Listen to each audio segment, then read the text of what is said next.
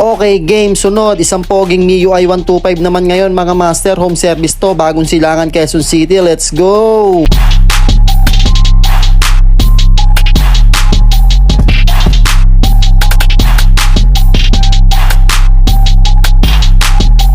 Today ngayong araw meron tayong home service, bagong silangan, Quezon City to. Maraming salamat sa tiwala mo sir. CVT cleaning to, let's go. Ayan, sinimulan ko na kagad, tanggal agad ng crankcase cover, tanggal ng mga pyesa, pati air filter, tanggal na para rekta linis na at makita na rin kung anong mga dapat palitan. Tapos ayan, nililinisan ko na, panoorin nyo na lang. Pero bago yan, meron agad ako nakita na dapat palitan sa kanyang pyesa, yung oil seal niya sa may pulley kasi nagtatagas na yung langis. Tapos yung kanyang pump belt talagang naghihingalo na, nagmamakaawa, napalitan na siya. Okay, balik tayo dito sa paglilinis. Ayan, nililinis ko ng mabuti kasi ito yung binabayaran talaga sa atin. Kailangan matanggal natin yung mga tira-tira na grasa dyan, yung mga naninigas na grasa para pag nilagyan ng bago, maganda ulit. Tapos dito naman tayo sa may crankshell. Ayan, sinama ko na rin yung airbox niya sa paglilinis. Tapos yung crankshell niya, ayan, pinapakintab ko talaga. Nililinisan ko ng todo para mamaya-maya, alam nyo na, maganda naman yung bigayan.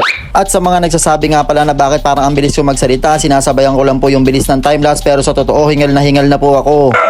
At balik tayo dito sa kanyang paglilinis ng crankshell. Halos tapos ko na yan. Ito yung mga piyesa niya pagkatapos kong linisan.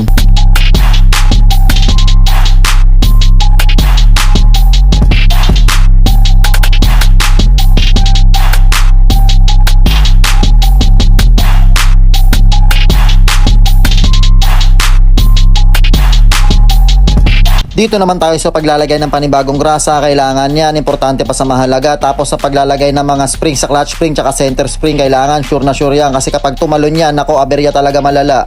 Dito naman tayo sa pagsasalpak ng kanyang mga pyesa. Ayan, okay na yan, sinalpak ko na. Pero yung belt niya na ginamit, yun pa rin, hindi pa rin siya nagpalit. Pero sabi ko sa kanya, hanggat maaari magpalit na siya. Kasi anumang oras pwede siyang putulan yan at doon siya magsisisi.